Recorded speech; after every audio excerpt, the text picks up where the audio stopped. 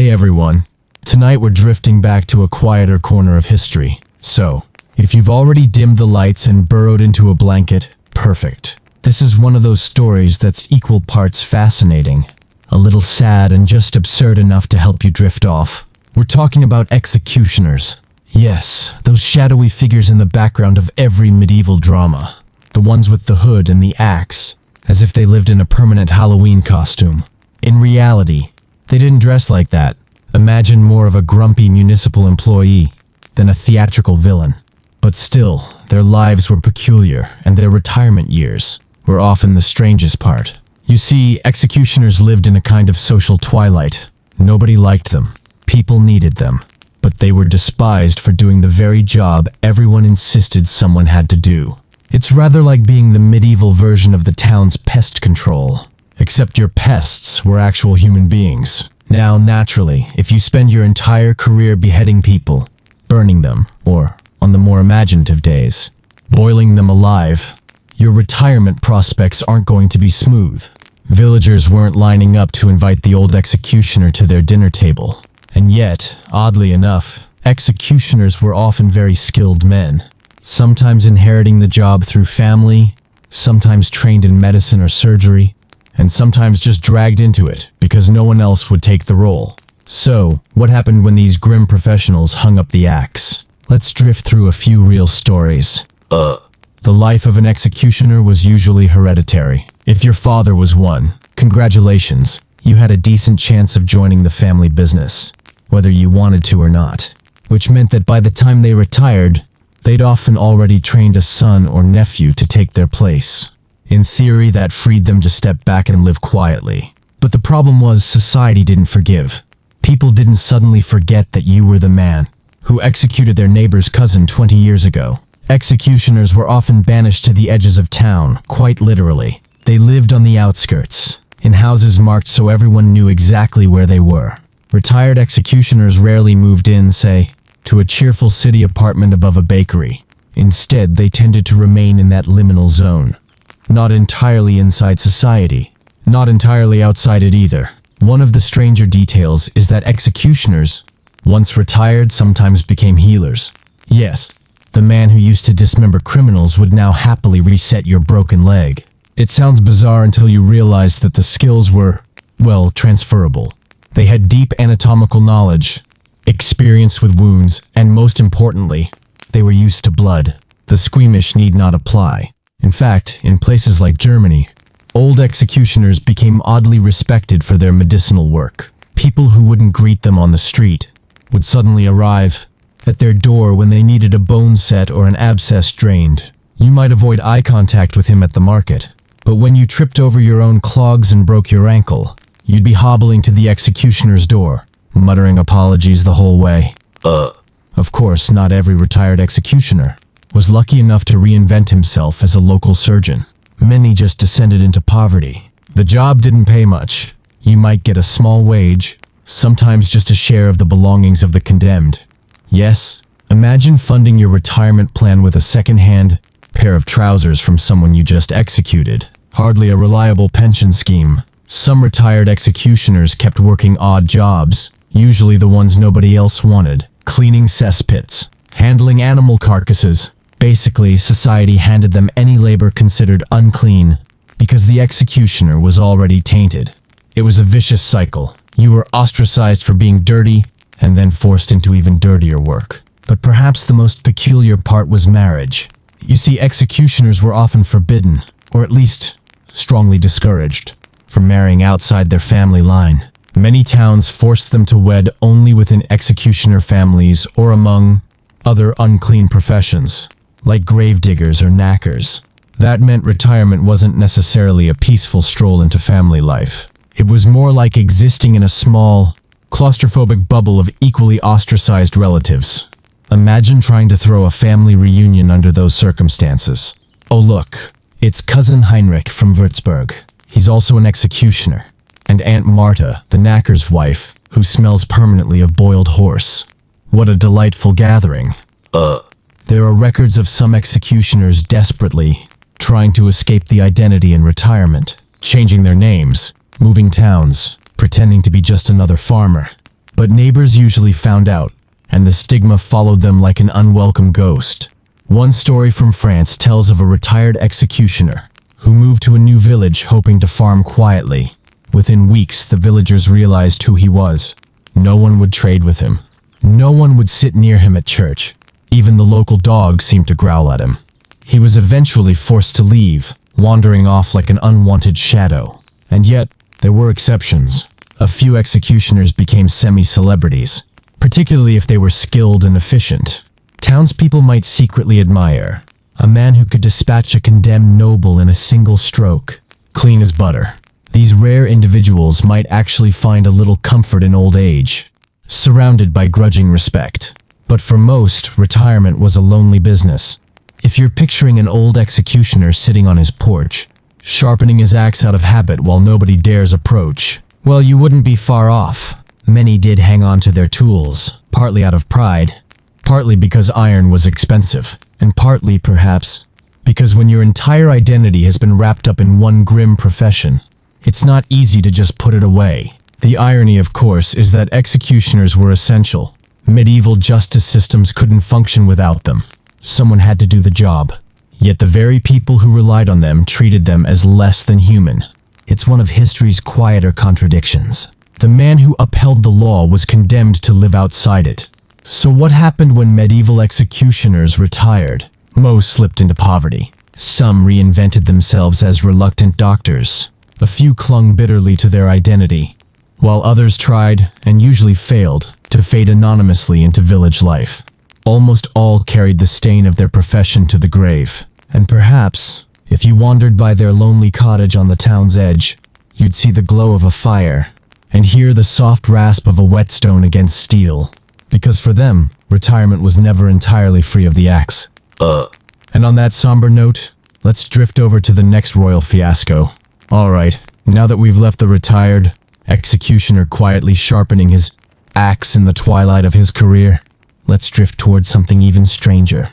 Tonight, we're visiting the royal nurseries, those gilded cradles that should have produced the healthiest, most dazzling heirs in Europe, but instead often produced children who looked, well, slightly wilted. You see, medieval and early modern monarchs had a hobby. It wasn't falconry or jousting, or even collecting relics.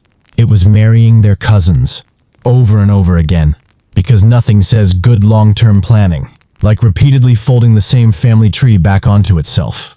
Now there's a simple reason for this. Dynastic politics. Kings and queens wanted to keep the bloodline pure, which in their minds meant not polluting it with ordinary human DNA. A royal child had to be the product of centuries of noble breeding, even if that noble breeding increasingly resembled the genetic equivalent of a closed Tupperware container left out in the sun. The result was a tragicomic parade of rulers who were often sickly, slow, or simply odd. So let's drift slowly through a few of the most remarkable examples. Let's start with the Habsburgs, because of course we are. The Habsburg dynasty spent centuries perfecting the art of marrying close relatives, as though it were a competitive sport. They intermarried so much that by the time we reached Charles II of Spain, the whole dynasty had essentially folded into itself like a badly made paper fan. Charles II is often held up as the poster child of inbreeding. Quite literally, if you look at his portraits, he doesn't resemble a powerful monarch so much as a man, perpetually baffled by the concept of soup. He had the famous Habsburg jaw, which was less of a jawline and more of a geological formation. His chin jutted out so far that it looked like it was attempting to secede from the rest of his face. But the jaw was just the beginning.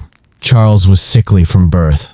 He could barely chew, struggled to speak clearly, and his mental development lagged far behind his age. Court physicians often described him as childlike, even into adulthood. And yet, he was king, which meant that while peasants worked the fields and merchants balanced their ledgers, Spain was technically being governed by a man who probably lost staring contests with his own reflection. When Charles tried to father an heir, because of course, he had to, the results were predictably tragic. His marriages were childless, and physicians eventually diagnosed him as sterile. Though, in fairness, given the state of his health, the bigger miracle might have been if he'd produced a child who could function at all. The Spanish court, in its desperation, sometimes turned to magical thinking. One account says they even tried exorcisms on him, as if the problem wasn't centuries of cousin marriage, but some particularly stubborn demon living in his intestines. Spoiler, it didn't work. Charles II died young, at just 38, his body so frail that one autopsy allegedly reported he had the heart of a man in his 70s. His death effectively ended the Spanish branch of the Habsburg dynasty, which, in a way, was probably merciful. Now, Charles might be the most famous example, but he wasn't alone. The wider Habsburg family tree is littered with similar tragedies. Take Joanna of Castile, often nicknamed Juana la Loca, or Joanna the Mad. Historians debate whether she was truly insane, or simply suffering from depression and the crushing weight of political isolation. But one thing is certain, her family background didn't exactly help. Her parents were Ferdinand of Aragon and Isabella of Castile, the famous monarchs who sponsored Columbus. Sounds impressive, but they were also second cousins, which meant Joanna's DNA wasn't exactly starting from a diverse base. Joanna married Philip the Handsome, who was indeed considered handsome, though portraits suggest handsome by the generous standards of late medieval Europe. Their union brought together yet more related bloodlines, concentrating the genetic pool further. The result? Children who grew up to continue the same cycle, eventually producing Charles II, the human cautionary tale we've just discussed. So really, if Joanna was mad, one might argue she had every reason. Imagine being trapped in a dynastic hamster wheel, breeding endlessly with your cousins, while watching your descendants slowly unravel like badly spun wool. But the Habsburgs didn't have a monopoly on genetic chaos. Let's glide gently over to England for a moment. The Plantagenets, the sprawling royal dynasty that gave us kings like Edward III and Richard II, were also fond of cousin marriage, though perhaps less aggressively than the Habsburgs. Still, it produced its share of oddities. One striking example came much later, in the Tudor era, with Mary I of England, sometimes remembered as Bloody Mary. Mary was the daughter of Henry VIII and Catherine of Aragon. Now, Catherine was herself a product of heavy intermarriage among Spanish royals, meaning Mary's genetic inheritance was already a bit shaky. Mary suffered a lifetime of poor health. She endured multiple phantom pregnancies, where she displayed all the signs of pregnancy without actually being with child. Modern historians suspect this may have been a symptom of tumors or severe hormonal imbalance, conditions that might not have been helped by the rather narrow family tree behind her. Her reign, already tense, became even more miserable under these circumstances. And once again, the root cause can be traced back to dynastic priorities that valued pure blood over, well, functioning chromosomes. If we want to see the most extreme results of this obsession, though, we have to step outside Western Europe and glance at the Ptolemies in Egypt. The Ptolemies were a Greek dynasty descended from one of Alexander the Great's generals, who decided to rule Egypt after his boss inconveniently died. From the very beginning, they had one guiding principle: keep power in the family. And they meant literally in the family. The Ptolemies didn't just marry cousins, they often married full siblings. This is how you end up with rulers like Ptolemy VIII, nicknamed Physcon, which means something along the lines of potbelly. He was notorious not only for his cruelty but for his erratic behavior, which might not have been entirely unrelated to the fact that his family tree looked more like a family wreath. And of course, the dynasty produced Cleopatra VII, the Cleopatra, the one who tangled with Julius Caesar and Mark Antony. She's often remembered as glamorous and brilliant, which she probably was, but she was also, genetically speaking, the product of several generations of sibling marriage, which makes her achievements even more striking, considering how badly that usually turned out for her relatives. So why did they keep doing this? Why did kings and queens, who had the entire continent at their disposal, insist on marrying their cousins? The answer is simple: trust. Ruling families feared outsiders. They didn't want power slipping away through a marriage alliance that brought in too much new blood. Cousins were safe. Cousins were predictable. Cousins were, unfortunately, a little too close. The irony, of course, is that their attempt to preserve strength ended up producing weakness. Dynasties collapsed, not because they were invaded, but because their rulers couldn't chew properly or string a sentence together without drooling. It's hard to run an empire when your monarch is confused by a spoon. And yet, generation after generation, they repeated the pattern. Because tradition is hard to break, even when it's killing you slowly from the inside out. So as we drift back from the echoing halls of these inbred courts, what can we say? That royal families, for all their grandeur, were often victims of their own paranoia. They locked themselves into genetic cages, mistaking them for fortresses. And the results were sad, strange, and occasionally darkly funny. It's a reminder that history's great powers were sometimes undone, not by armies, but by dinner table seating charts that never changed. And now, let's float gently to another peculiar corner of medieval life. This time, not about who kings married, but what monks kept in their cells. Because yes, many of them had pet squirrels, and it was exactly as weird as it sounds. Alright, let's leave behind the royal nurseries, where kings were busy marrying their cousins into oblivion, and step into a very different sort of household. Quiet, stone-walled, candlelit, the monastery. Now, if you picture monks in the Middle Ages, you probably imagine them chanting in Latin, copying manuscripts, or gazing soulfully at stained glass. And yes, they did all that. But monks were also human beings, with their own odd little quirks. And one of the quirkiest was this. Many of them really loved squirrels. Yes, squirrels.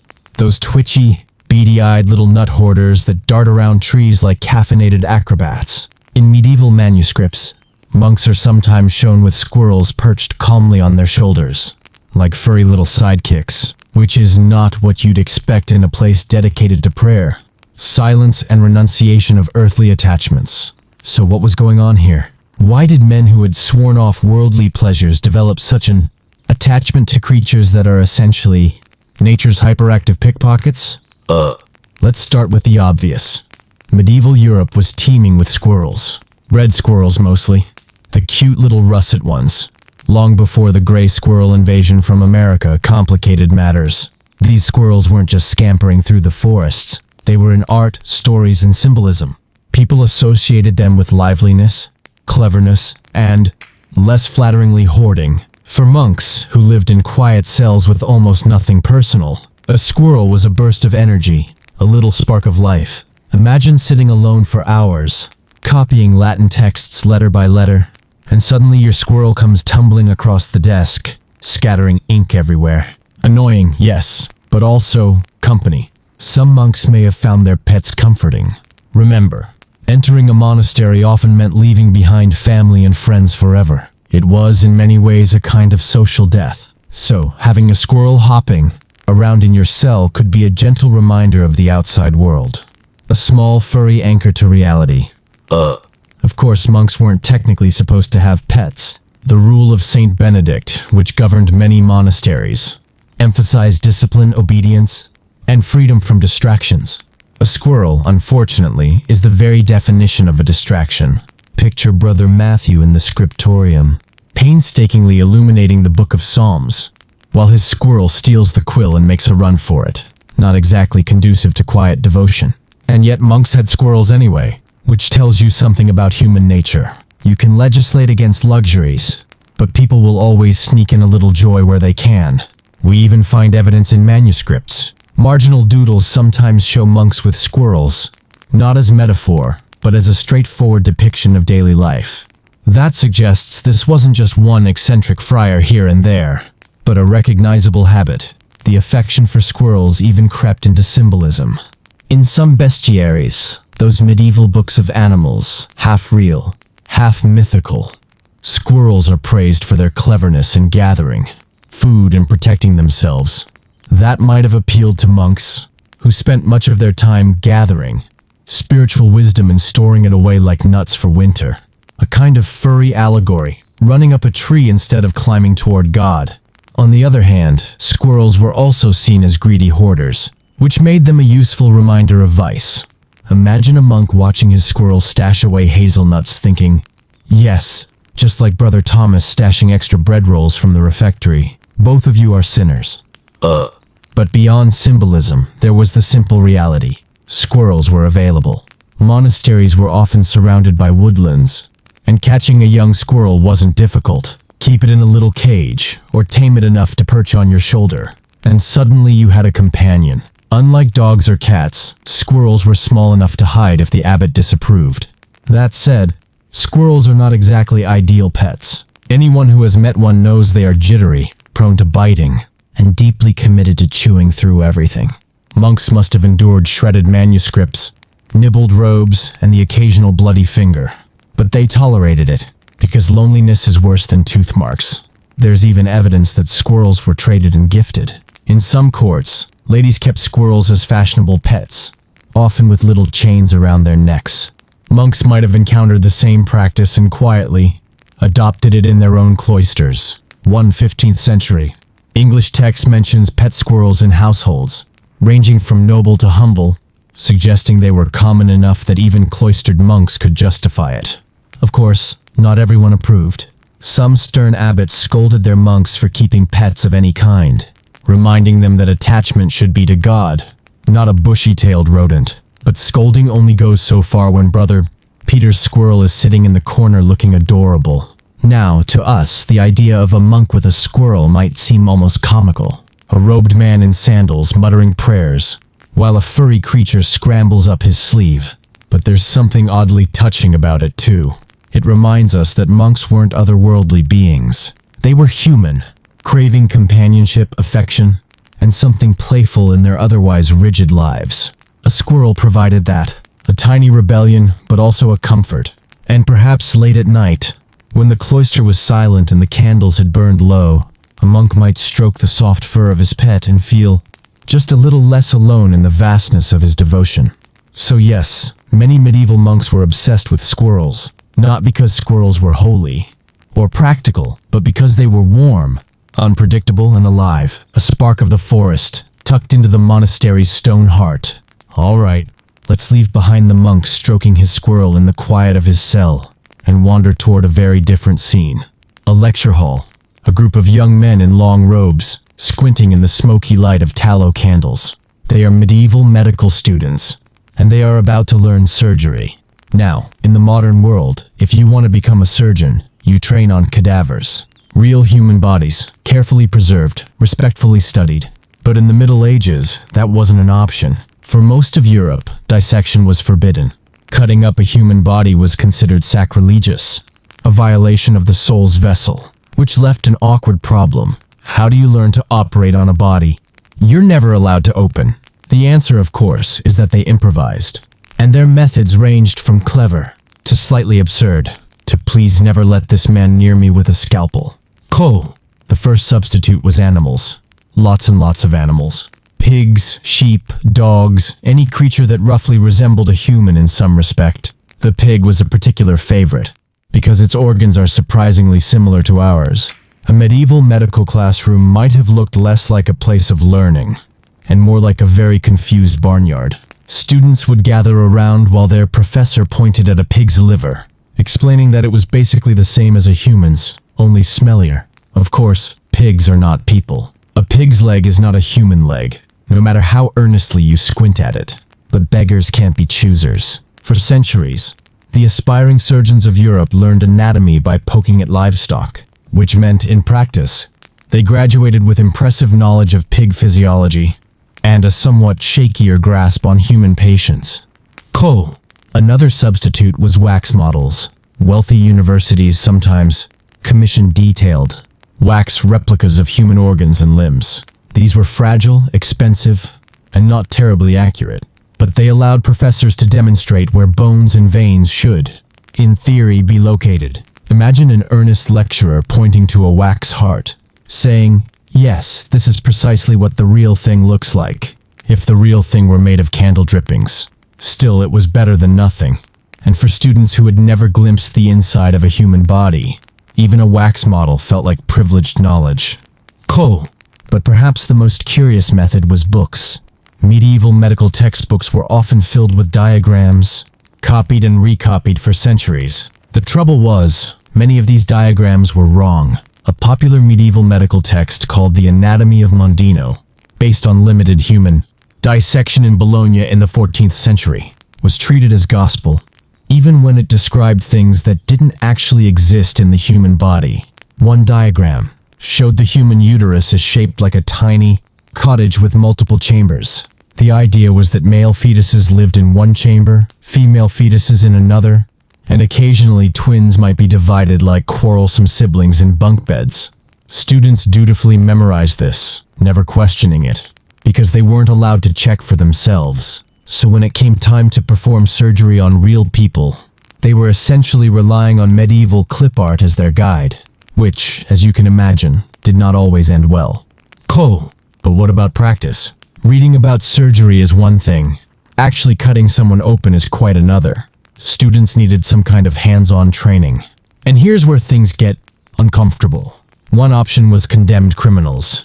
In rare cases, authorities allowed medical schools to dissect the bodies of executed criminals. But this was a rare privilege, jealously guarded, and usually restricted to the most prestigious universities. Even then, they might only get one body a year. Not exactly enough to train an entire class. In other places, students weren't given cadavers, but they were allowed to practice surgical techniques on the criminals before execution. Yes, you heard that correctly. There are reports of condemned prisoners being used as living practice dummies. Surgeons in training might attempt an amputation or probe a wound before the executioner delivered the final blow. Efficient in its way, horrifying in every other. Cool. But for most students, the real hands-on training came not from humans, not even from animals, but from fruit and vegetables. Yes, fruit. There are accounts of medical students practicing sutures on oranges. The skin of an orange, it was thought, mimicked the texture of human skin, enough to practice stitches, without an actual patient screaming in protest. Some also used melons for trepanation drills. If you needed to learn how to bore a hole into a skull, why not start with a honeydew? So imagine a medieval dormitory, candlelight flickering, students earnestly sewing oranges back together, as though preparing a very confused fruit salad. And the next day, one of them would be in charge of stitching up a wounded knight. Hopefully the knight's head didn't resemble a melon too closely. Cool. Now to be fair, not all medieval medicine was hopeless. Some surgeons were genuinely skilled, even without cadavers. Henri de Mondeville, a French surgeon in the 14th century, advocated for careful wound cleaning and bandaging, practices that saved lives. Guy de Chauliac, another medieval surgeon, wrote a massive textbook that remained influential for centuries, emphasizing observation and experience. But their students had to pick up those skills the hard way. Trial and error. Mostly error. One can only imagine the patient's confidence when their surgeon muttered, "Ah yes, this reminds me of an orange I once stitched in Paris." It's worth remembering that in some cultures outside of Catholic Europe, dissection wasn't as strictly forbidden. In the Islamic world, scholars like Avicenna and Al-Zarawi studied anatomy more closely, sometimes through observation of the dead. Their works filtered into Europe and improved knowledge, though the taboo against dissection lingered stubbornly. Only in the Renaissance did attitudes finally shift. Universities like Padua began to allow dissections, and suddenly, centuries of misinformation were corrected in a matter of decades. Students discovered that the human uterus was not, in fact, a duplex cottage. They found that the liver did not have 5 lobes, as Galen had insisted. Slowly, medicine became less of a guessing game.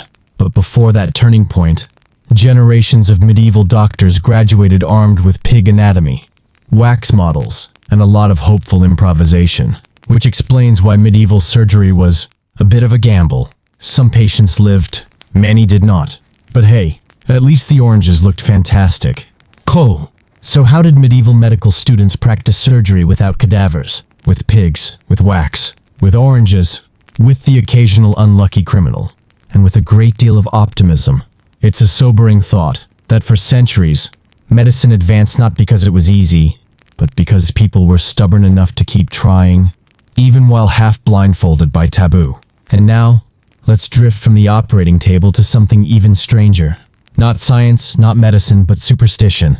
Because while witches are well known, far fewer people realize that in the Middle Ages, some women were accused not of witchcraft, but of being werewolves.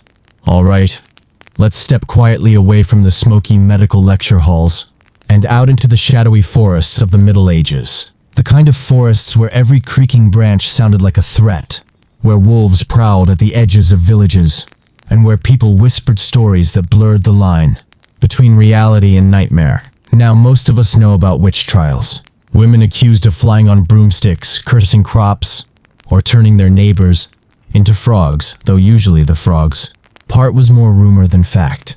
But witchcraft wasn't the only accusation medieval women faced. Some were accused of something even stranger, being werewolves. Yes, imagine being dragged before a court not for sorcery, but for allegedly growing fur, sprouting fangs, and sprinting into the woods to howl at the moon. It sounds ridiculous, but for many medieval Europeans, it was deadly serious. First, a little context. The fear of werewolves has very deep roots in European folklore.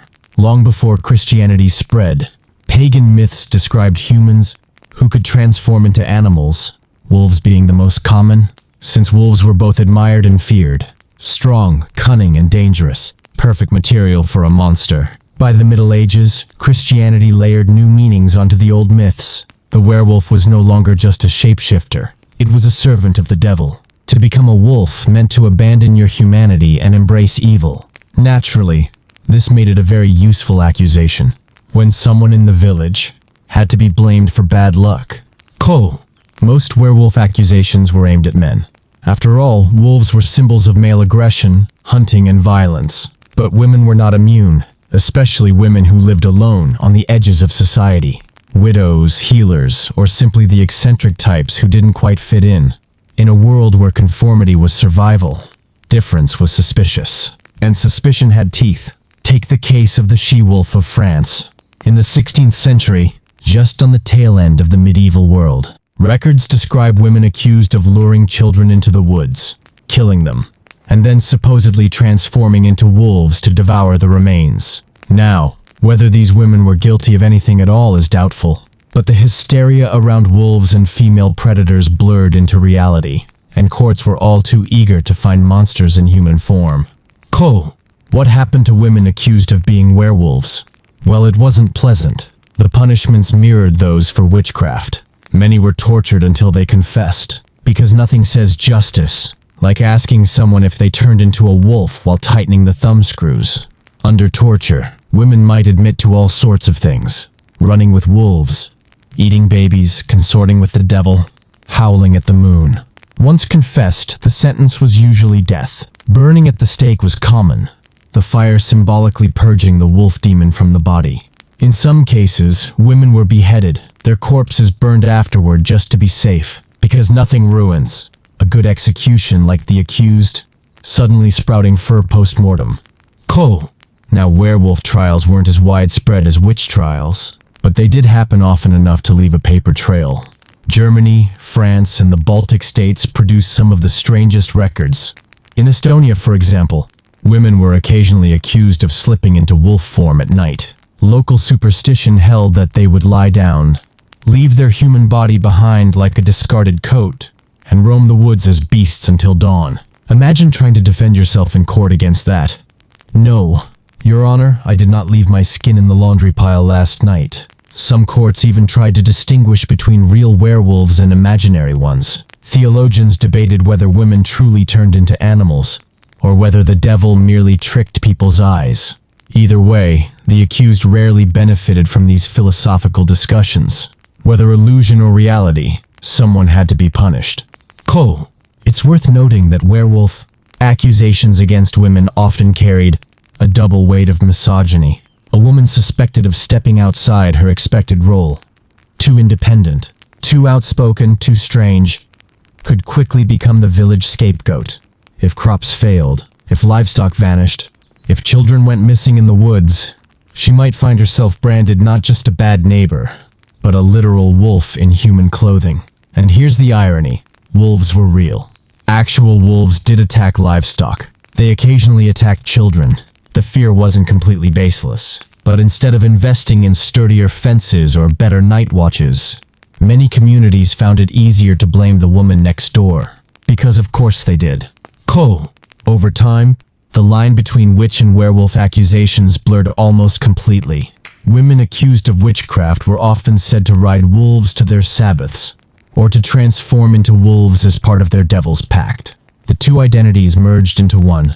General monster woman archetype, half witch, half beast entirely doomed. And yet, hidden beneath the hysteria, you sometimes glimpse something more human. A loneliness, a fear of women who lived apart, who didn't fit neatly into the fragile bonds of village life. Wolves became the metaphor, but the real crime was independence. So what was the fate of women accused of being werewolves? Most were executed, either as witches or beasts.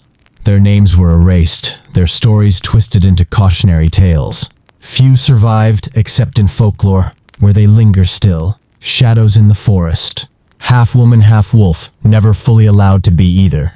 It's a sad reminder that medieval Europe didn't always need real monsters. People were perfectly capable of inventing them, then punishing the nearest convenient victim. And on that somber note, let's drift once more, away from the crackle of the execution fire, and toward something a little more mundane, because not every medieval misfortune involved curses or cousins. Sometimes it was just childhood, and medieval royal childhoods were often sickly, spoiled, and more than a little sad.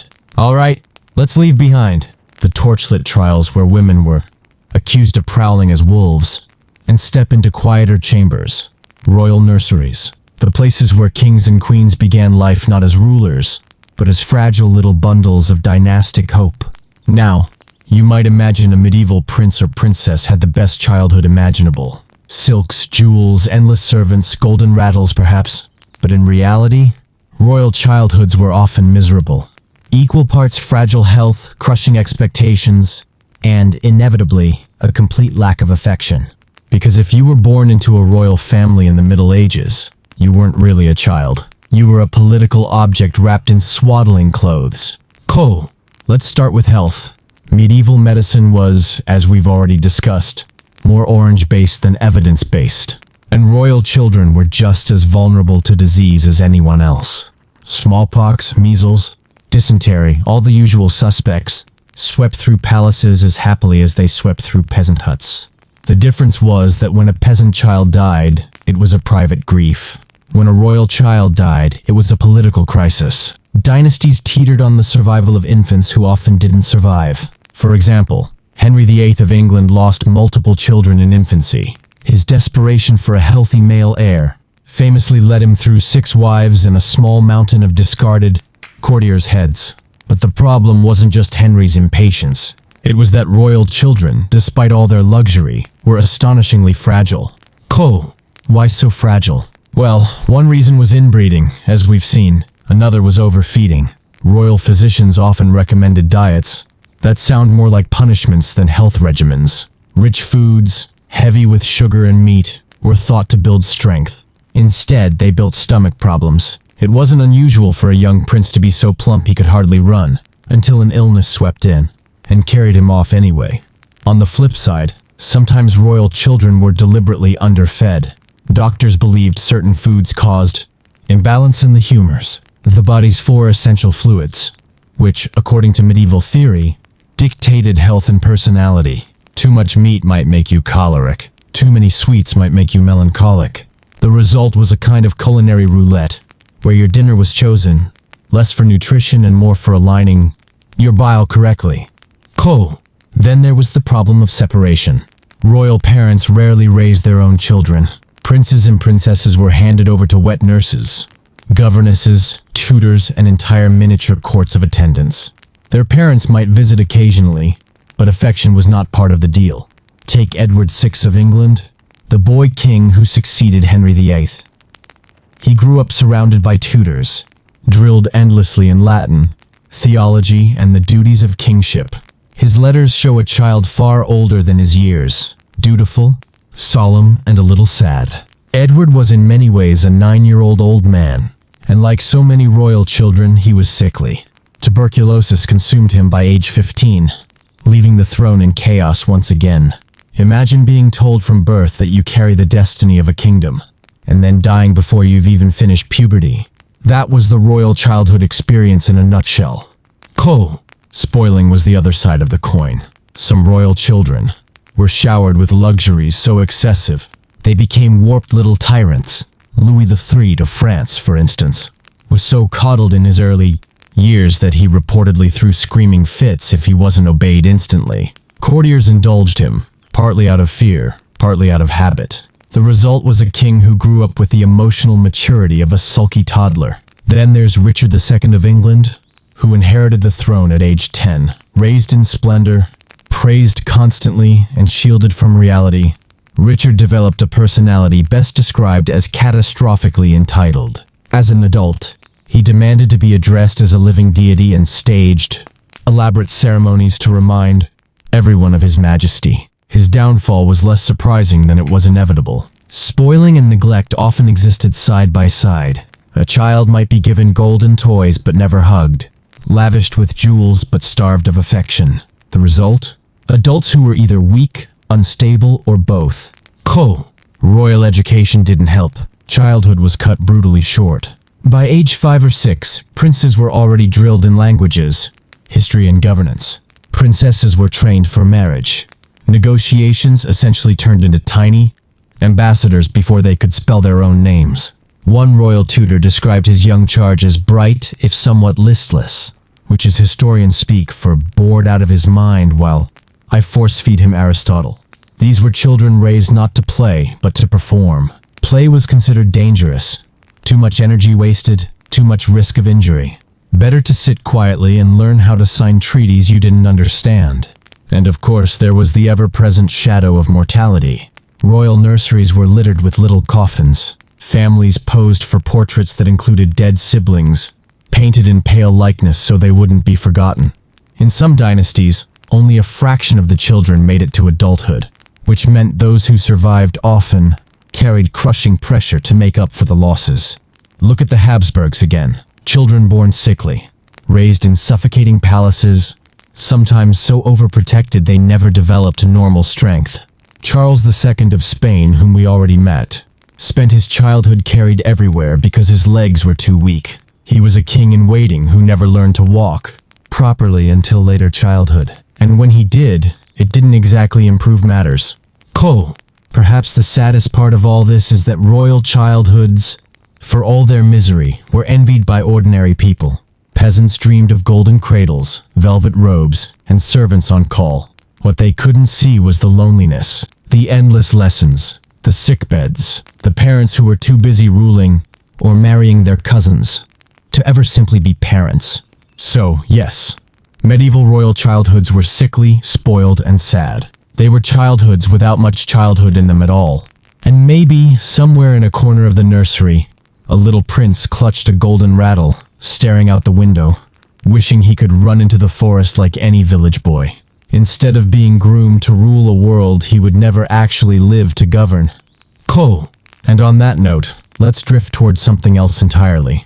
Not kings or children, not squirrels or werewolves, but the figures who stood closest to royalty, and sometimes closest to disaster, the royal favorites. The courtiers who rose too high, too fast, and usually fell even faster. Hey everyone, still with me? Good. Let's lean back a little further. Close your eyes if you like, and imagine the echoing halls of a medieval palace. Marble floors, flickering torches. Somewhere nearby a king sulks, or a queen paces, or a prince attempts Latin with minimal success. And circling them always are the courtiers. Some courtiers rose high, too high. They became favorites, royal confidants, companions, sometimes lovers. And almost inevitably, they paid for it. The role of favorite was a strange one. On paper, they were simply close friends of the ruler, trusted advisors, loyal attendants, but in practice, they were lightning rods for jealousy. If the king loved them, the court hated them. If the queen laughed at their jokes, everyone else sharpened knives. Because medieval politics was not subtle. Attention equaled power. If you could whisper in the king's ear, you controlled the flow of favors, titles, even wars. And if you blocked someone else's whisper, they would never forgive you. So the life of a royal favorite was glittering, intoxicating, and extremely short. Take Piers Gaveston, the infamous favorite of Edward II of England. Piers was a Gascon knight, handsome, witty, and annoyingly good at jousting. Edward adored him. Perhaps as a best friend, perhaps as something more. Historians argue, but the truth is simple. Edward couldn't bear to be without him. Naturally, everyone else despised him. Piers flaunted his closeness to the king, insulting nobles with nicknames like the Black Dog of Arden. He strutted through tournaments, wearing jewels that should have been reserved for royalty, and the more he shone, the more Edward's nobles fumed. Eventually, they snapped. In 1312, barons captured Piers, dragged him to a lonely hill, and executed him. Edward was heartbroken. The kingdom, predictably, spiraled into chaos. Because that's what always happens when kings confuse friendship with governance. And Piers wasn't the only one. Jump forward to Charles VI of France, known uncharitably as Charles the Mad. He collected favorites the way some people collect stamps. Pages, companions, advisors, he elevated them all. But the more unstable Charles became, the more dangerous it was to be close to him. One favorite might be showered with titles and lands one month, then imprisoned or executed the next, depending on Charles's mood swings. Imagine living in a palace where affection could flip overnight into suspicion. Being the king's favorite was like standing next to a bonfire in silk robes. Warm for a moment, but almost guaranteed to end badly. Sometimes, though, it wasn't just affection. Favorites often blurred the line between personal intimacy and political influence. James IV of England, for example, had a series of male favorites. Most famously, George Villiers, Duke of Buckingham. James adored him so openly that courtiers whispered constantly about the nature of their relationship. Buckingham rose higher and higher, gathering offices and wealth. He was the dazzling sun around which James revolved, and naturally people loathed him. Eventually, his enemies succeeded in getting rid of him via assassination. Stabbed in a tavern by a disgruntled soldier, James wept, but the kingdom probably breathed a quiet sigh of relief. The danger wasn't limited to men. Queens had favorites too. Isabella of Bavaria, wife of Charles VI, surrounded herself with companions who advised her and, in the eyes of chroniclers, corrupted her. Some of them met sudden ends when political winds shifted. Because, of course, if a queen had a favorite, people assumed scandal. Male courtiers could be friends. Female courtiers were always suspected of being something more dangerous. It's worth noting that not all favorites died violently. Some simply faded when a monarch's affection cooled, which in its own way could be just as painful. Imagine living at the center of power, basking in jewels and attention, and then suddenly, you're nobody, sent back to your estate, forgotten. Yesterday's amusement. Medieval history is littered with letters from fallen favorites, begging for a return to court. They almost never got one. Once you slipped from favor, there was no climbing back. The next glittering courtier had already replaced you. And yet, people kept trying, because the lure was too strong. To be a royal favorite was to leapfrog centuries of hierarchy. You didn't need noble birth. You didn't need a fortune. All you needed was charm, luck, and a king who liked your company. For a moment, you could live like royalty. It was intoxicating. It was fatal.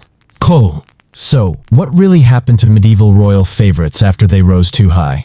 Some were executed. Some were assassinated. Some were quietly discarded. A handful retired rich, lucky enough to die in bed. But most became cautionary tales, proof that standing too close to power is just another way of being burned by it. Because kings and queens might love you, but kingdoms rarely did. And with that, let's drift onward to another curious subject. Not the shining favorites, but the darker underside of medieval royalty. The royals who cracked under the pressure, who collapsed into madness or eccentricity or strange compulsions. The fragile rulers whose minds wandered even more than their kingdoms. Hey everyone, still awake? Or maybe only half awake, that's fine. Tonight we're drifting into one of history's most delicate subjects, madness in royal bloodlines. Now, before psychiatry, before even the faintest understanding of mental health, medieval and early modern Europe had no language for depression, schizophrenia, or bipolar disorder.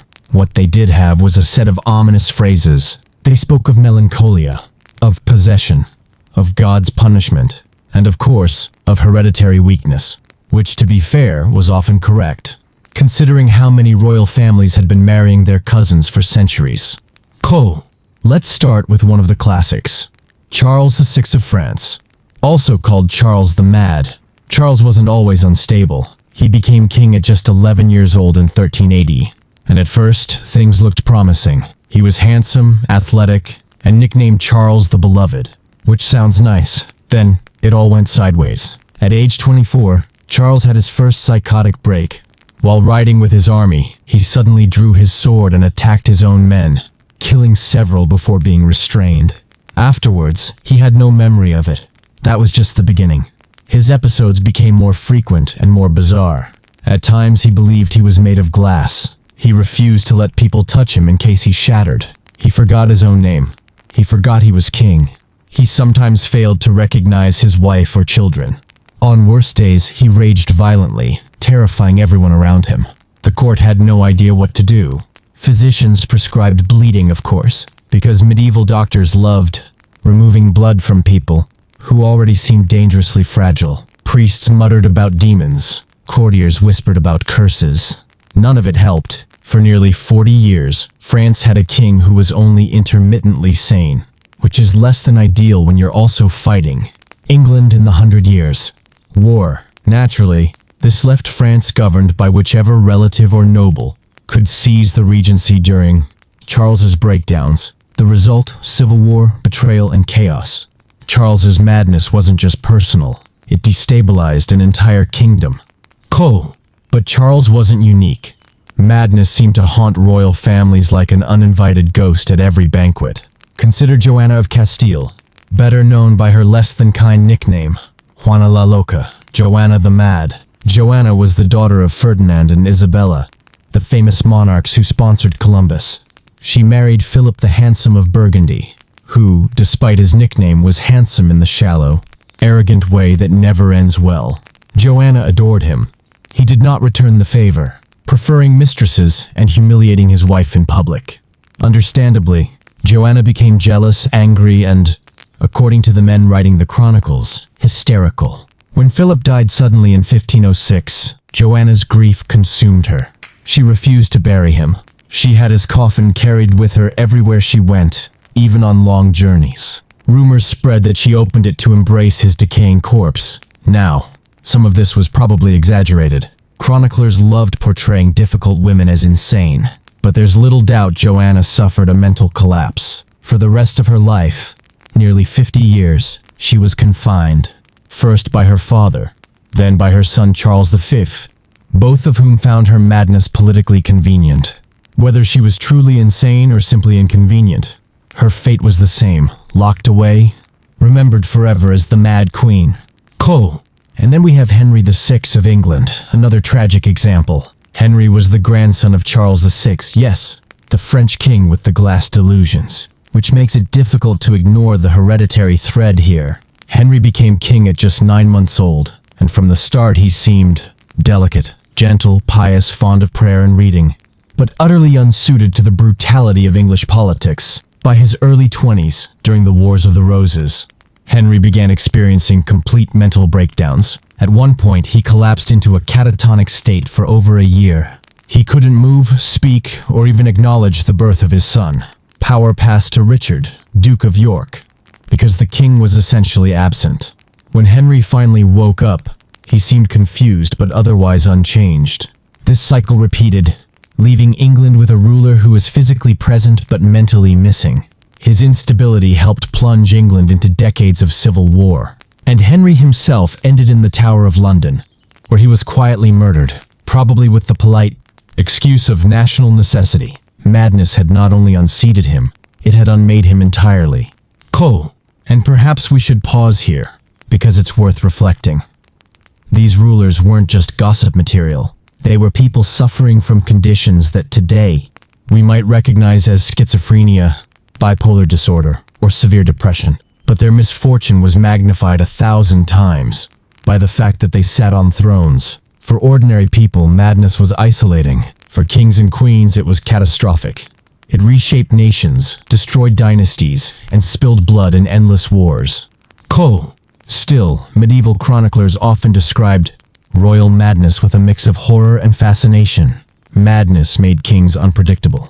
It made queens dangerous. It was both terrifying and oddly theatrical. A king convinced he was made of glass. A queen wandering the countryside with a coffin. A ruler silent for a year. These were tragedies, but also irresistible stories. And so they became legends. Hey everyone, if you're still awake, Congratulations. If not, don't worry. This is meant to drift in one ear and out the other, like a lullaby of very peculiar trivia. Tonight, we're peeking into the odd hobbies, the baffling fixations, and the eyebrow-raising passions of medieval monarchs. Because while some kings went mad, others just went weird. Let's start with Charles V of France, nicknamed the Wise. Now, usually when medieval people gave you a flattering nickname, it meant the opposite. Philip the Fair was not especially fair, unless we're judging turnip-like qualities. But Charles V was genuinely clever. His obsession: books. Charles built one of the first true royal libraries in Europe, collecting hundreds of manuscripts at a time when even owning a dozen was impressive. He employed scribes, translators, and illuminators, turning his court into something like a medieval book club. Except instead of wine and gossip, it was Aristotle, maps, and astronomy. Courtiers were baffled. A king who preferred reading to hunting? What use was that? But Charles didn't care. He spent fortunes expanding his collection, often commissioning multiple copies of the same text just to have them. A little excessive, perhaps, but in the end, his obsession gave France a cultural treasure trove. Across the Channel, Henry III of England had his own fixation: animals. Specifically very large, very exotic animals. Henry turned the Tower of London into a personal zoo. His collection included leopards, lions, camels, and most famously, a polar bear gifted by the King of Norway. Now, you might ask, what does one do with a polar bear in London? Henry's solution was charmingly impractical. He built a chain and let it fish in the Thames. Yes, medieval Londoners really could look out across the river and see a polar bear splashing around, trying to catch fish. Henry adored it. His treasurers, however, probably winced at the feeding bills. Then there was James IV of Scotland, who combined brilliance with a streak of bizarre curiosity. James was fascinated by science, medicine, and language, so much so that he once conducted a rather cruel experiment. He isolated 2 infants on an island, attended only by a mute nurse, to see what language they would speak naturally. James wanted to know if the original human tongue was Hebrew, Greek, or something else entirely. The result? Predictably inconclusive. The children grew up without speech at all. James's obsession with the origins of language may not have advanced science, but it does tell us something about royal priorities. When you have unchecked power, curiosity can get very strange indeed. If we cross into the Renaissance for a moment, we meet Rudolph II, Holy Roman Emperor, who took eccentric obsessions to an entirely new level. Rudolph filled his Prague court with alchemists, astrologers, and artists. He collected rare animals, peculiar stones, bizarre machines, and anything that seemed mysterious. He spent hours locked away in his cabinet of curiosities, surrounded by stuffed crocodiles, mechanical clocks, and paintings of half-human creatures. He neglected politics almost completely, which did not end well for his empire. But for lovers of the weird, his collection was legendary. Back in the medieval heartland, we find Frederick II of the Holy Roman Empire, sometimes called the Wonder of the World. Frederick was brilliant, multilingual, and a little bit odd. He adored falconry to the point of writing an entire treatise on it, the art of hunting with birds. He also kept menageries of exotic beasts, from cheetahs to elephants. But his strangest obsession might have been digestion. Frederick once locked up a man, fed him a huge meal, and then had him executed just to cut open his stomach and see how far digestion had progressed. Which tells us 2 things. 1, medieval science was not for the squeamish. And 2, being anywhere near Frederick when he was curious was probably a bad career move. Of course, not all royal obsessions were intellectual or scientific. Some were petty. Take Louis XVIII of France, nicknamed the Spider King. Louis collected astrologers and fortune-tellers, the way modern people collect novelty mugs. He was convinced the stars could guide his decisions, and he often summoned mystics before making political moves. When their predictions didn't pan out, however, Louis had an unfortunate habit of executing them. So, volunteering to be his astrologer was a career with very limited long-term prospects. And then there were the obsessions that seemed almost childlike. Philip the Good, Duke of Burgundy, staged elaborate banquets where courses were served inside giant mechanical ships, castles, and other contraptions. Guests would cut into what looked like a miniature fortress, only to find roasted peacocks inside. It was food as theater, grand, absurd, and completely unnecessary. Philip adored it. So what do we make of all these obsessions? They're reminders that monarchs were still people. Strange, flawed, curious people with too much money, and no one willing to tell them no. Some collected books, some collected bears, some experimented on prisoners, some staged peacock banquets. Their fixations didn't always make sense, but they colored their courts with eccentricity, leaving little pockets of history that still fascinate us centuries later. And with that, let's glide onward. Because while some kings obsessed over falcons and feasts, others obsessed over dynasties, specifically how to keep their bloodlines pure, which often meant marrying cousins again and again, with predictably disastrous results. Hey everyone, still awake? Or maybe just floating half asleep? Either way, let's drift gently into one of the more infamous legacies of medieval royalty, inbreeding. Because dynasties weren't just about power, they were about keeping power in the family, quite literally. In theory, marrying cousins and nieces kept royal bloodlines pure. In practice, it produced rulers who were pale, fragile, and sometimes odd. Courts were full of sickly children, stunted heirs, and monarchs who looked as though they'd been carved out of candle wax. And all of it came from generations of recycling the same gene pool. Let's start with the Habsburgs, Europe's poster dynasty of inbreeding. You probably already know the famous Habsburg jaw, a heavy lower lip, a chin that seemed to keep marching forward while the rest of the face retreated. Portraits don't lie. It looked as though half the dynasty was chewing something long after they'd swallowed. The most striking example was Charles II of Spain, sometimes called the Bewitched. Charles was the product of generations of cousin marriages. His family tree looked less like a branching oak and more like a badly tied knot. By the time he was born, his great-grandparents appeared in his lineage multiple times. Charles suffered terribly. He couldn't chew properly. He spoke with difficulty. He was sickly from birth and plagued by epileptic fits. He struggled to walk until late childhood, and his tutors whispered that he was intellectually delayed. Spain, meanwhile, desperately needed him to produce an heir, which he never did. His marriages remained childless, and his early death in 1700 brought the Spanish Habsburg line to an end, a dynasty undone by its own genetic shortcuts. But Charles wasn't alone. Joanna of Castile, better known as Juana la Loca, Joanna the Mad, was also a Habsburg, though historians debate how much of her instability was real and how much was political exaggeration. She was certainly prone to emotional extremes. She reportedly refused to part from her husband Philip's corpse for months, traveling with his coffin and occasionally opening it to check on him. Was it grief? Was it illness? Or was it the centuries of cousin marriage echoing through her mind? Perhaps all three.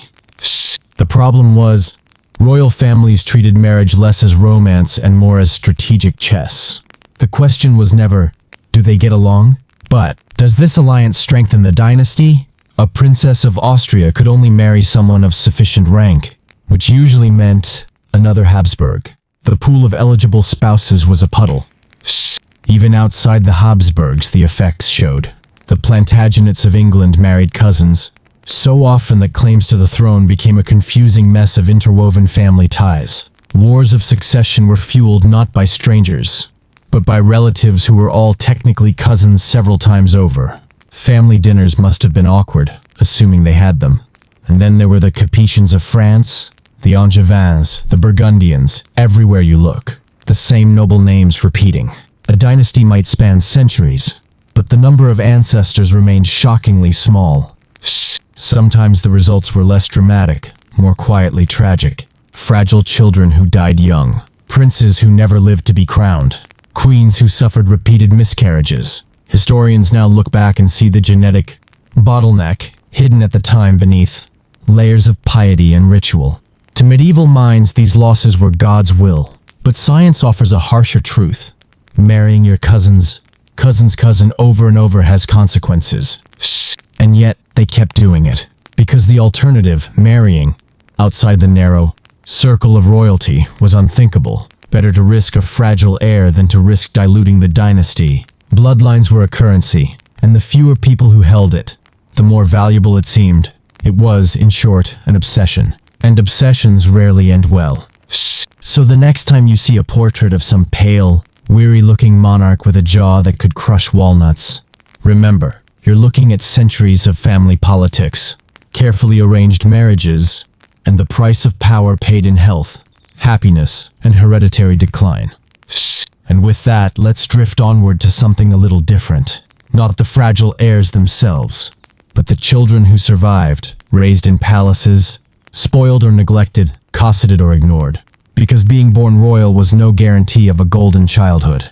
Hey everyone, if you're still awake, you're doing better than most medieval royal tutors.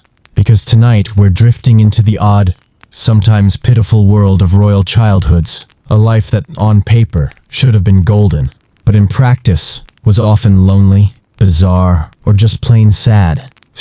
Let's begin with the basics. A royal child was never really a child in the way we imagine today. From the moment they could toddle across a marble floor, they were seen not as little people, but as dynastic pawns, heirs, bargaining chips, future brides and grooms. Affection was optional. Strategy was mandatory. Many princes and princesses were handed over to strangers almost immediately. Wet nurses, governesses, tutors, parents made occasional appearances, but rarely played hands-on roles. Kings and queens were too busy plotting wars or trying to avoid being poisoned to read bedtime stories. Take Edward VI of England, the son of Henry VIII.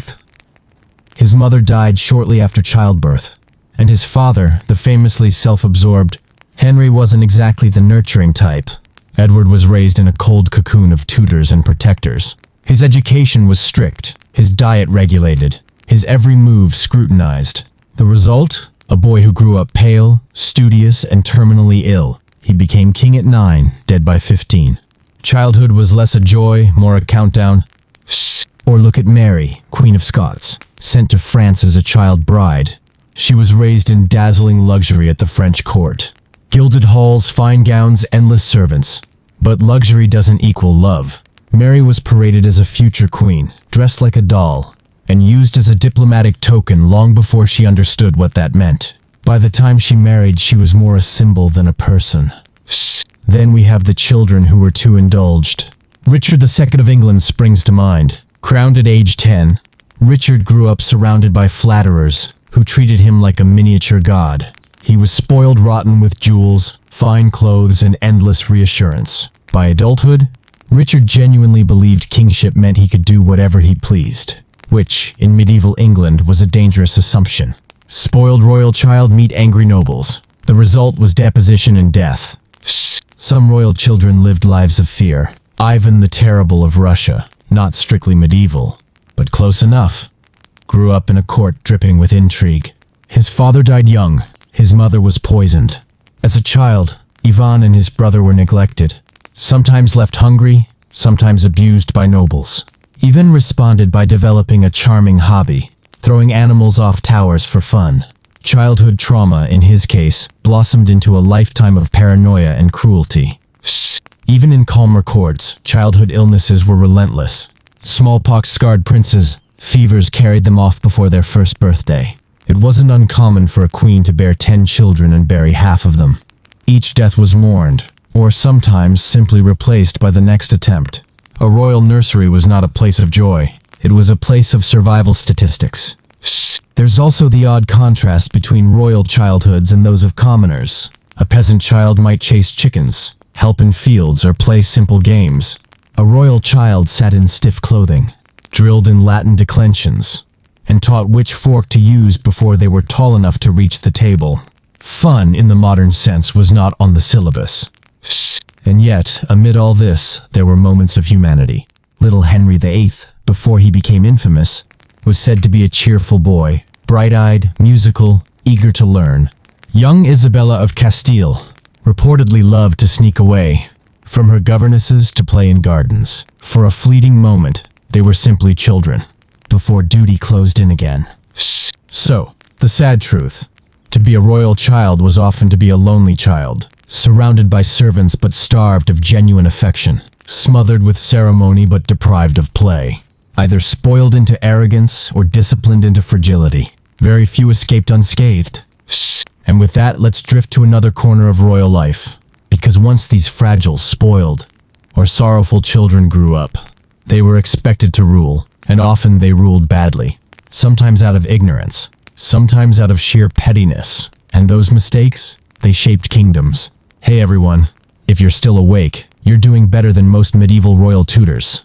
Because tonight we're drifting into the odd, sometimes pitiful world of royal childhoods. A life that, on paper, should have been golden, but in practice, was often lonely, bizarre, or just plain sad. Let's begin with the basics. A royal child was never really a child in the way we imagine today. From the moment they could toddle across a marble floor, they were seen not as little people, but as dynastic pawns, heirs, bargaining chips, future brides and grooms. Affection was optional. Strategy was mandatory. Many princes and princesses were handed over to strangers almost immediately. Wet nurses, governesses, tutors, parents made occasional appearances, but rarely played hands-on roles. Kings and queens were too busy plotting wars or trying to avoid being poisoned to read bedtime stories. Take Edward VI of England, the son of Henry VIII. His mother died shortly after childbirth, and his father, the famously self-absorbed Henry, wasn't exactly the nurturing type.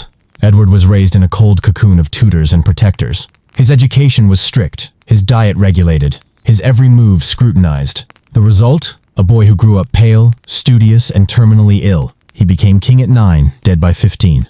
Childhood was less a joy, more a countdown. Or look at Mary, Queen of Scots, sent to France as a child bride. She was raised in dazzling luxury at the French court. Gilded halls, fine gowns, endless servants. But luxury doesn't equal love. Mary was paraded as a future queen, dressed like a doll, and used as a diplomatic token long before she understood what that meant. By the time she married, she was more a symbol than a person. Then we have the children who were too indulged. Richard II of England springs to mind. Crowned at age 10, Richard grew up surrounded by flatterers who treated him like a miniature god. He was spoiled rotten with jewels, fine clothes, and endless reassurance. By adulthood, Richard genuinely believed kingship meant he could do whatever he pleased, which, in medieval England, was a dangerous assumption. Spoiled royal child meet angry nobles. The result was deposition and death. Some royal children lived lives of fear. Ivan the Terrible of Russia, not strictly medieval, but close enough, grew up in a court dripping with intrigue. His father died young. His mother was poisoned. As a child, Ivan and his brother were neglected, sometimes left hungry, sometimes abused by nobles. Ivan responded by developing a charming hobby, throwing animals off towers for fun. Childhood trauma, in his case, blossomed into a lifetime of paranoia and cruelty. Hey everyone, if you're still awake, we're about to wander through one of my favorite corridors of royal history, the petty one. Because kings and queens may have ruled vast territories, commanded armies, and decided the fate of nations, but many of them were, at heart, just very powerful people having very small meltdowns. Take King John of England, famous mostly for being forced to sign the Magna Carta, which he instantly ignored. John was a master of petty vengeance. He once confiscated a noblewoman, his property, because she refused to marry the man he'd chosen for her. Another time, he had his noble's children taken hostage, just to make sure their parents behaved. In short, John ruled less like a king and more like a sulky landlord. Or consider Charles VI of France, also known as Charles the Mad. One day, after deciding his court was conspiring against him, Charles banned anyone from touching him. Not shaking his hand, not brushing his sleeve, nothing. He also declared himself made of glass and ordered metal rods sewn into his clothing so he wouldn't shatter. It was less statecraft, more performance art, and naturally, it made ruling France rather complicated. Then we have Henry VIII, a man whose personal pettiness was so vast, it required its own reformation. Henry's obsession with divorcing Catherine of Aragon led him to tear England away from the Catholic Church entirely. That's an entire religion reshaped, because one man didn't want to stay married. Truly a world-class tantrum. Philip the Fair of France, nicknamed the Fair despite looking like a pale wedge of cheese, was another. He picked a personal feud with the Knights Templar. Why? Because he owed them money and didn't want to pay it back. So he had them arrested, tortured, and burned at the stake. Imagine deleting your creditors by inventing a conspiracy. A petty decision with fiery consequences. Of course, not all pettiness was lethal. some was just strange. James IV of England was convinced tobacco was the root of all evil. So he wrote an entire essay about how disgusting it was, describing smoking as loathsome to the eye, hateful to the nose, and dangerous to the lungs, which in fairness turned out to be true. But the passion with which he ranted about other people's smoking habits was pure royal pettiness. Sometimes a monarch's small decisions carried large ripples.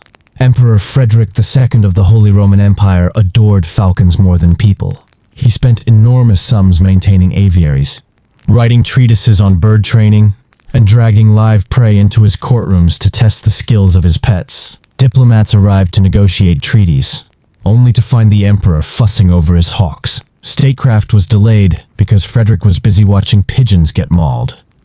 Petty rivalries also drove wars. Richard the Lionheart once went to great lengths to insult Philip II of France during the Third Crusade, mocking his courage, ignoring his advice, and at one point refusing to share spoils of battle. These two kings were meant to be allies against Saladin. Instead, they bickered like squabbling brothers on a road trip. Predictably, the crusade accomplished very little. And then, sometimes, pettiness was baked into royal daily life. Who got to sit closest to the king? Who carried his sword? Who poured his wine? Court etiquette was a minefield of small slights. If a nobleman looked at the king the wrong way, he might find himself banished, fined, or worse. Whole careers were destroyed over eyebrow placement. So while we often imagine medieval monarchs as grand strategists, reshaping continents with a wave of the hand, the truth is, they also got hung up on tiny things, personal grudges, petty vendettas, strange little obsessions. And sometimes, it was those small decisions, not the grand ones, that changed the course of kingdoms. And with that, let's drift onward. Because petty or not, royals still surrounded themselves with dazzling courts, silks, jewels, feasts, and entertainments. But behind all that glitter, there were quirks, strange rituals, odd habits, and courtly traditions that seem baffling today. Hey everyone, if you're still awake, it's time to drift into the peculiar little rituals and habits that shaped daily life in medieval royal courts. Because behind all the glittering robes and solemn ceremonies, life was often stranger than fiction. Let's begin in France with Louis XIV. Yes, technically edging into the early modern period, but his habits are worth including. Louis turned waking up into a full-scale production. His levee was a daily ceremony, where nobles competed for the privilege of helping him put on his socks. Imagine a room full of dukes and princes fighting over who gets to hold a shoehorn. Power politics distilled into wardrobe management. But Louis wasn't unique. Ceremonial dressing was common in many courts. Monarchs weren't just people putting on clothes. They were symbols being assembled. Each button fastened by the right person was a reminder of hierarchy. A king dressing himself would have been unthinkable. In theory, it projected majesty. In practice, it was deeply awkward. Now let's drift to the Habsburgs. This famously inbred dynasty produced not only some unusual jawlines but also some unusual habits. One of their favorites was obsessive hunting. Entire days, even weeks, could be lost to shooting deer, boars, or on particularly slow afternoons, birds. Courtiers dutifully followed along, pretending this was a meaningful political activity, rather than a grown man with gout wheezing after pheasants. Food at court also came with quirks. Banquets were less about eating, more about spectacle. Exotic animals, peacocks, swans, even porcupines might appear on the table, sometimes cooked, sometimes just decorated with gold leaf for show. It wasn't about flavor. It was about proving that your wealth could summon the most impractical entree imaginable. You can imagine some poor knight chewing on gilded swan meat and pretending to enjoy it. Then we have the obsession with cleanliness, or more accurately, the lack of it. Many courts believed frequent bathing was unhealthy. Instead, they doused themselves in perfumes and powders. Elizabeth I of England, for instance, was notorious for her layers of white lead makeup, which not only smelled odd, but was also slowly poisoning her. Court life often reeked of both literal and metaphorical rot. Stranger still were the court entertainments. Jesters, of course, were common, but some monarchs enjoyed more niche distractions. Philip of Spain liked watching dwarfs fight turkeys. Yes, turkeys. Emperor Rudolph II of the Holy Roman Empire filled his palace with exotic animals and mechanical toys, preferring them to most people. The line between royal court and eccentric menagerie was often thin. Etiquette at court could also spiral into the absurd. In some places, it was considered disrespectful to turn your back on the monarch, which meant courtiers developed the habit of shuffling backwards out of rooms. Now imagine dozens of nobles crab-walking elegantly away from the throne. It was less majestic procession, more synchronized retreat. And of course, court gossip was practically an Olympic sport. Every sigh, every cough, every misplaced glance became fodder for speculation. Who had the king's ear? Who had his bed? Who was about to be exiled because they sneezed at the wrong time? For courtiers, survival wasn't about valor or intellect. It was about navigating endless pettiness with grace. So when we picture medieval courts as glittering, dignified, and refined, it helps to remember that many days involved nobles arguing over who got to hold the king's spoon, courtiers smelling faintly of rotting makeup, and banquets where no one dared admit that gilded porcupine tasted terrible. And with that, let's drift again, this time to another feature of royal life. Something a little darker, but still quietly fascinating, because surrounding all this wealth and strangeness was a constant shadow, the danger of sudden death, poison, betrayal, and plots. Hey everyone, if your eyes are getting heavy, this is a good place to let them close, because tonight we're wandering through the quiet corridors where trust was thin, meals were suspicious, and monarchs slept with one eye open. Poison and paranoia were as much a part of court life as velvet and jewels. Let's start with the Borgia family because of course we are. Renaissance Italy was essentially one long exercise in backstabbing, sometimes literal. The Borgias became infamous for supposedly perfecting the art of poison. Whether they actually owned a special poison ring or not, their reputation was enough to make dinner invitations from them feel less like hospitality and more like a dare. But the fear of poison was everywhere. In France, during the reign of Louis XIV, an entire scandal erupted over alleged poison plots in Paris. Nobles were accused of buying powders and potions to discreetly shorten the lives of their rivals. It was called the Affair of the Poisons, and it caused such panic that half the court looked at their wine cups like they were live grenades. In England, things weren't calmer. Henry VIII was famously paranoid about assassination. He had food tasters, elaborate locks, and even carried his own portable fortification, literally a mobile bedchamber, so no one could sneak in at night. This is the same Henry who also executed wives on suspicion, proving that royal paranoia extended into the marital bed. Paranoia about betrayal wasn't always unfounded. The Byzantine emperors, for example, perfected the art of removing inconvenient relatives. One emperor might blind his nephew to prevent him from claiming the throne. Another would shave his rival's head and pack him off to a monastery. Subtle? Not exactly. Effective? Sometimes. Terrifying? Always. And yet, poison wasn't the only fear. Palaces themselves were built like fortresses, moats, gates, guards, because rulers knew that betrayal often came from within. Many monarchs slept in locked chambers, guarded not by armies but by a few hand-picked servants. Trust was the rarest currency in a royal household. Even medicine blurred with poison. Court physicians brewed potions from mercury, arsenic, and lead, substances that cured nothing but paranoia itself. Monarchs swallowed toxic tonics to strengthen themselves, while slowly being weakened by the very cure. In some ways, they poisoned themselves without any help from assassins. And sometimes the paranoia outlived the monarchs themselves. Charles VI of France, already plagued by madness, was so consumed by fears of betrayal that he reportedly refused to bathe or change clothes, believing it would make him vulnerable. Hygiene abandoned.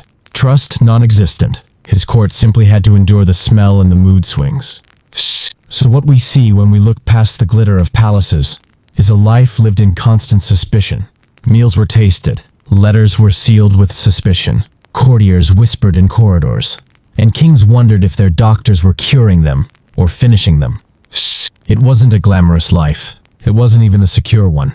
Being a monarch meant sitting on a throne with gilded cushions and wondering every day whether the cushion itself had been laced with something fatal.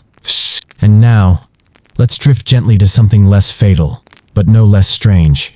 Because even in their paranoia, monarchs found time to indulge in their favorite distractions. Strange hobbies, curious obsessions, the little things that kept them occupied while the world outside carried on.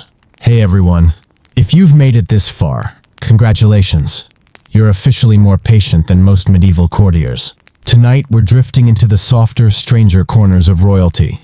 The hobbies, the distractions, the you did what in your spare time? Moments that make history feel almost cozy, if occasionally ridiculous.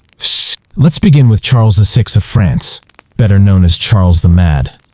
His favorite pastime wasn't chess or falconry. It was dressing up his courtiers in costumes covered with pitch and feathers, then setting them on fire for entertainment.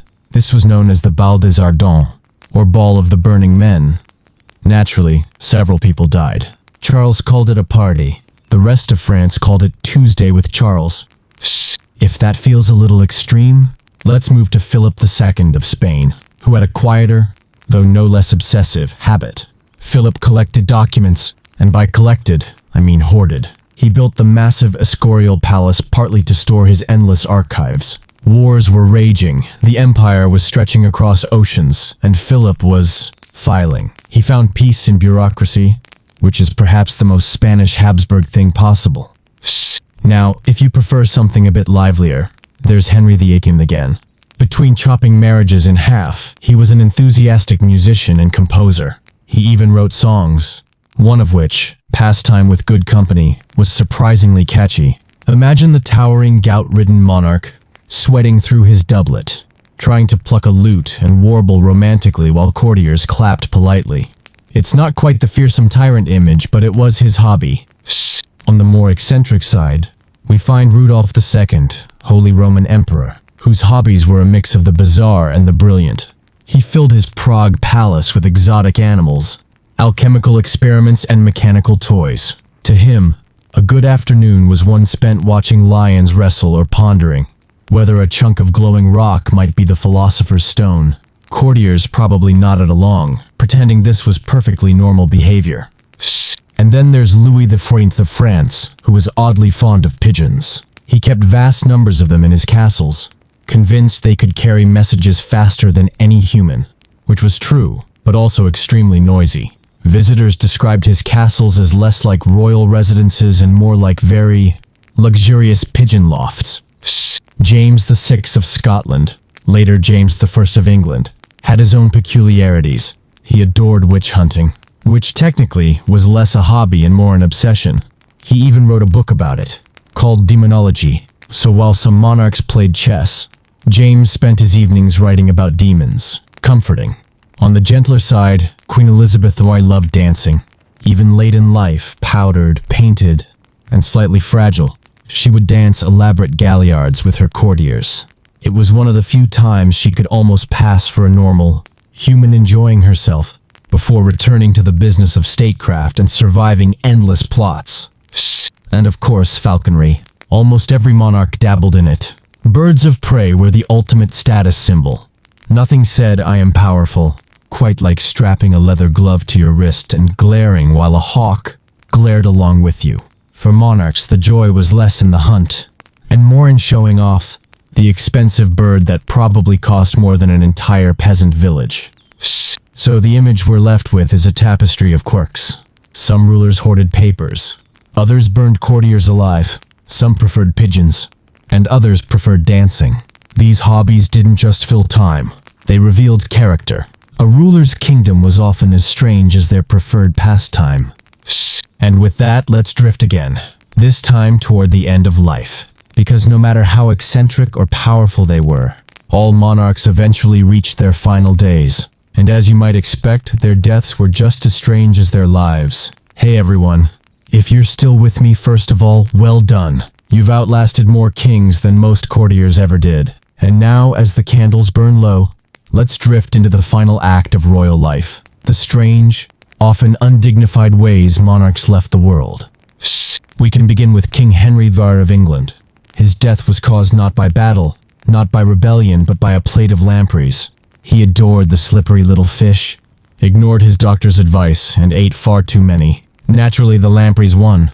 His royal body gave up shortly afterward. History has remembered this not as a glorious ending, but as the king who overdosed on eels. Then there's Charles VIII of France, who managed to die by walking into a doorframe. He struck his head, staggered a little, and then, curtain call. No battlefield, no palace intrigue, just a poorly timed doorway. France mourned. Carpenters everywhere nodded knowingly. Another favorite is King Martin of Aragon, who supposedly died from a combination of indigestion and uncontrollable laughter. The story goes that he ate too much goose, was lying in bed with stomach pains, when a court jester told a joke so funny that the king laughed himself to death. A strangely cheerful exit, if true. Of course, monarchs sometimes fell victim to their own hobbies. William the Conqueror grew so large in his later years that when he fell from his horse, the injuries were catastrophic. His funeral became even worse, when his bloated body burst during burial. Monks fled. The church stank. It was a scene less like the solemn passing of a conqueror, and more like an unfortunate kitchen accident. Others died in ways so ordinary they became extraordinary. Edward II of England was allegedly murdered with a red-hot poker, though historians now suspect that tale was exaggerated gossip. Still, it stuck because of course it did. Medieval chroniclers loved nothing more than turning royal deaths into scandalous bedtime stories. In contrast, Louis II of Hungary drowned in full armor during battle, which is as awkward as it sounds. Imagine a monarch, polished steel gleaming, plunging straight into a river and sinking like an expensive rock. His knights couldn't save him. The river claimed him. History again sighed.